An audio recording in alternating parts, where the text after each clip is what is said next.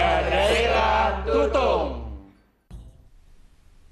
Baik, terima kasih kepada rakan tugas kita Muammar dan juga Norintan. Bismillahirrahmanirrahim. Assalamualaikum warahmatullahi wabarakatuh. Selamat pagi dan salam ceria buat anda penonton. Hari ini kita bersua dari daerah Tutong dan terima kasih kerana masih lagi memilih rancang pagi sebagai peneman pagi audio untuk edisinya hari ini 12 Jun 2025 dan kita harapkan agar audio dalam keadaan sihat walafiat hendaknya dan juga apa jua yang audio yang lakukan pada hari ini khususnya mungkin ada beberapa pekerjaan ataupun aktiviti yang ingin dilakukan pada hari ini. Kami doakan agar semuanya dapat berjalan dengan sempurna dan alhamdulillah juga ada keadaan cuaca di sekitar Pekan Tutong pada pagi ini juga dalam keadaan yang cerah-cerah sahaja, baik-baik saja pada pagi ini. Dan saya kongsikan terlebih dahulu makluman mengenai dengan permohonan pendaftaran bagi gerai perayaan Tutong telah pun dibuka bermula hari ini 12 Jun 2025 sehingga 14 Jun 2025 yang mana bagi para pengusaha yang berminat untuk mendapatkan petak gerai perayaan Tutong iaitu di kawasan Tanah Lapang berhadapan dengan Hospital Duli Pangeran Muda Mahkota Pangeran Muda Haji Al-Muntadi Billah Tutong bolehlah mendapatkan borang permohonan di Dewan Utama Kompleks Dewan Kemasyarakatan Daerah Tutong Mukim Pekan Tutong bermula jam 8 pagi sehingga 12 hari ini. Baik, itu satu info saya kongsikan sebentar tadi dan untuk seterusnya apa kata kita beralih pula untuk menyaksikan bahan rakaman yang kami sediakan untuk hari ini.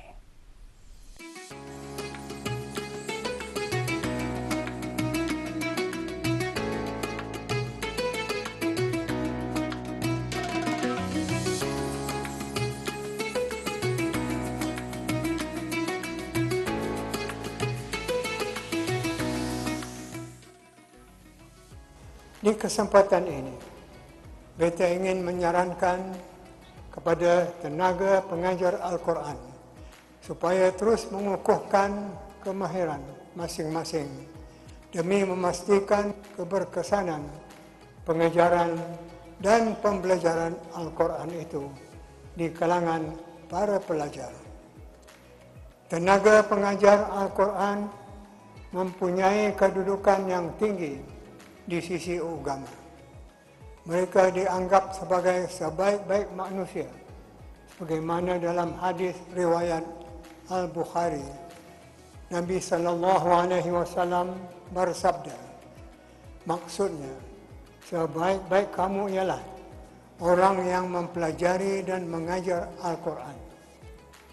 Hadis ini secara khusus menunjukkan betapa besarnya pahala bagi mereka yang terlibat dalam pengajaran dan pembelajaran Al-Quran itu.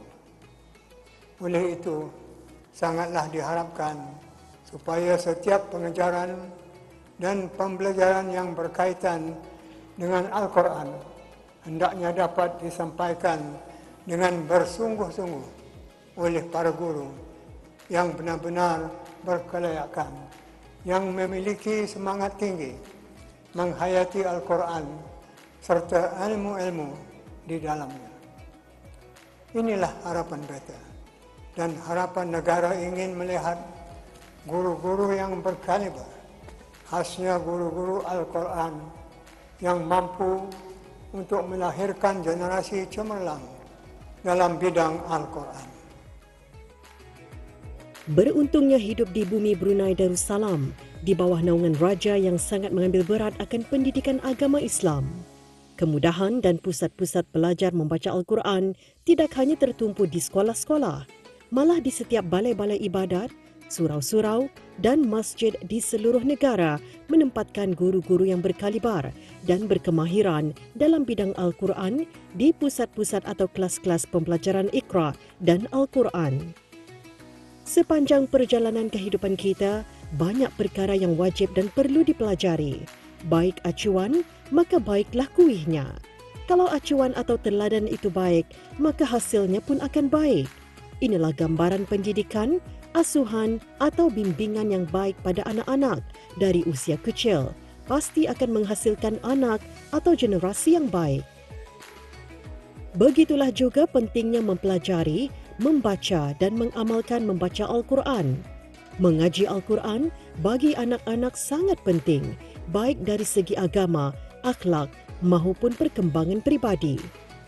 Di Masjid Pengiran Muda Abdul Wakil Kudang Tutong, saya berkesempatan meninjau kelas-kelas Iqra dan Al-Quran yang diadakan setiap pagi Jumaat.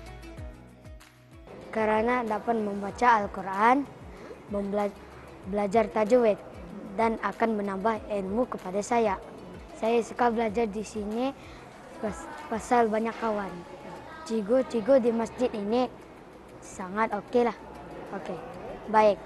Saya harap saya akan menjadi Qori Negara Brunei Darussalam nanti. Saya mau datang ke masjid ini kerana banyak kawan. Saya banyak mempelajari ke pasal agama, tajwid. Dan gurunya di sini ramah-ramah. Yang mengantar saya ialah ayah saya. Nasihat saya ialah kepada kawan-kawan supaya rajin datang mengaji.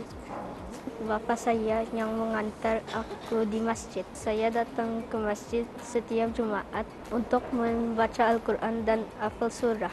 Surah saya sudah hafal ialah surah Al-Fil, surah Al-Quraisy, surah Al-Fatihah, surah Tiga Qul, dan surah Al-Asr. Kepada kawan-kawan kami mesti rajin membaca Al-Quran supaya Allah Ta'ala sayang kami. Saya belajar tajwid, beranti dan tanda tanwin nun mati supaya mendapat pahala dan Allah pun membagi syafaat. Cita-cita saya ialah menjadi seorang hafazan Al-Quran. Nasihat saya supaya kawan-kawan membaca Al-Quran dan tahu nun mati, tanwin dan tanda-tanda wakaf. Rajin-rajin datang ke masjid membaca Al-Quran. Dengan menciptakan suasana yang menyenangkan, ceria dan positif, sudah tentu dapat menarik minat kanak-kanak untuk datang menghadiri kelas-kelas mengaji Al-Quran. Guru-guru, ibu bapa dan masyarakat sekeliling sama-sama berperanan dalam menyantuni generasi kanak-kanak untuk gemar ke masjid dan menuntut ilmu.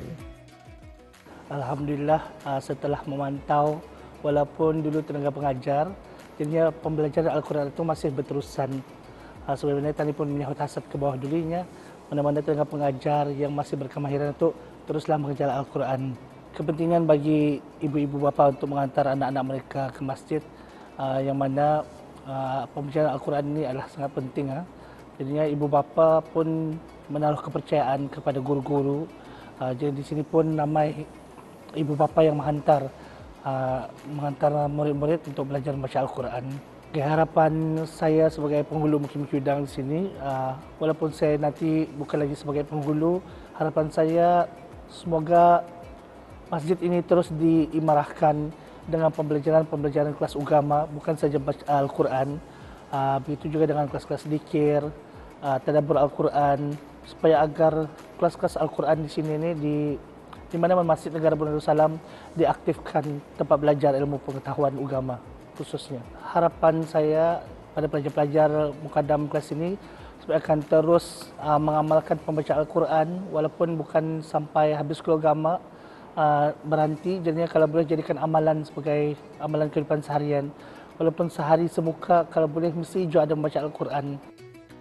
Al-Quran sebagai landasan iman dan takwa, berguna untuk perkembangan akhlak dan karakter, kemahiran berbahasa, untuk ketenangan jiwa dan bekal di dunia dan di akhirat. Semoga semakin bertambah generasi yang berakhlak, berpendidikan dan cinta pada Al-Quran dan agama.